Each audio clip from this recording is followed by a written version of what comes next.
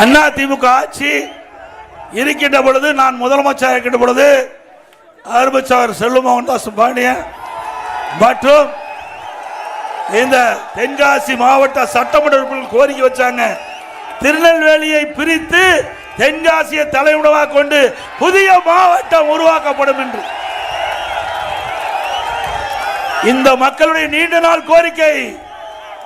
தென்காசி தலைமுடமாக கொண்டு புதிய மாவட்டம் உருவாக்க வேண்டும் என்று. அதை செயல்படுத்திய அரசாங்கம் அம்மாவுடைய அரசாங்கம். மாவட்டம் ஆக்கணும்ல.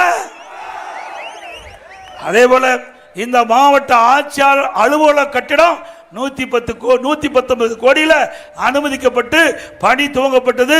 முடித்து 2-3 ஆண்டுகள் ஆகி கூட அதை திறப்பதற்கு மனமில்லாத அரசாங்கம் திமுக அரசாங்கம். நல்லா நினைச்சு பாருங்க. அற்புதமான கட்டடம், மாவட்ட ஆட்சியாளர் அலுவலகம் கட்டி முடிக்கப்பட்டு இன்னும் திறக்காம இருக்குது. பரவாயில்ல, திறக்காம இருங்க. இன்னும் ஒரு 8-7 மாசத்துல அண்ணா திமுக ஆட்சி பண்ணதோட உங்களுடைய துணையோடு நாம் அத்தனை பேரும் ஒன்றாக இணைந்து நம்முடைய மாவட்ட ஆட்சியாளர் திறக்கலாம். தென்காசி திருநெல்வேலி மாநில நெடுஞ்சாலை 4 வழிச்சாலையாக அகலப்படுத்துவதற்கு 430 கோடி செலவழித்த அரசு அண்ணா திமுக அரசு. போக்குவரத்து நெரிசல் இல்லாம இன்றைக்கு தென்காசி திருநெல்வேலி சாலை அண்ணா திமுக ஆட்சியில் விரிவுபடுத்தப்பட்டது.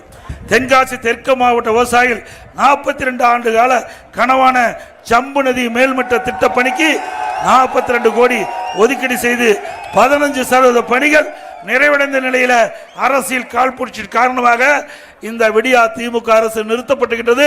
மீண்டும் அனைத்து இந்திய அண்ணா திராவிட முன்னேற்ற கழக அரசு அமைந்தவுடன் ஜம்பு நதி மேம்பாட்டு திட்ட பணி தொடரும். விவசாயிகள் அரை நூற்றாண்டு கோரிக்கையான இரட்டைக்குளம் முதல் ஊத்துமலை வரை அந்த கால்வாய் அமைப்பதற்காக முதற்கட்டமாக 7 லட்சம் ரூபாய் ஒதுக்கப்பட்டது. இந்த விடியா திமுக ஆட்சி அதை ரத்து செய்தது. மீண்டும் அண்ணா திமுக ஆட்சி வந்த பிறகு இந்த திட்டம் தொடரும். வீராண முதல் தெற்கு காவலாங்குறிச்சி வரை சுமார் 6 கிலோமீட்டர் தூரம் கால்வாய் வெட்டுவதற்கான பூர்வாங்க பணிகள் நிறைவு பெற்ற நிலையில் திமுக அரசு இப்பணியை ரத்து செய்தது. மீண்டும் அண்ணா திமுக ஆட்சி வந்த பிறகு இப்பணி தொடர்ந்து முடிக்கப்பட்டு பயன்பாட்டுக்கு கொண்டு வரப்படும்.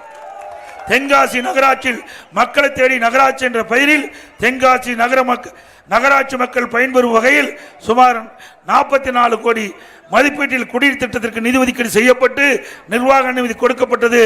இந்த ஆட்சி வந்தவுடன் இந்த திட்டம் கைவிடப்பட்டது. மீண்டும் அனைத்து இந்திய அண்ணா திராவிட முன்னேற்ற கழக ஆட்சி அமைந்தவுடன் இந்த குடிநீர் திட்ட பணி முடித்து பயன்பாட்டுக்கு கொண்டு வரப்படும் என்ற செய்தி இந்த நேரத்தில் தெரிவித்து, தமிழகம் மட்டுமல்ல இந்தியா முழுவதும் குற்றாலம் என்று சொன்னால் பிரபலமான பகுதி, இயற்கை சூழ்ந்த பகுதி. அப்படிப்பட்ட இயற்கை சூழ்ந்த பகுதியில் வாழ்கின்ற மக்களுக்கு இன்னும் எண்ணற்ற திட்டங்களை கொண்டு வந்து நிறைவேற்றோம். இது குற்றாலம் ஒரு சுற்றுலா தலம்.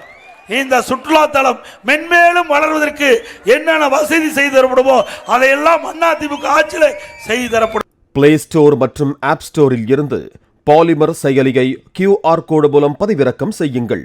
செய்திகளை உடனுக்குடன் பெறுங்கள்.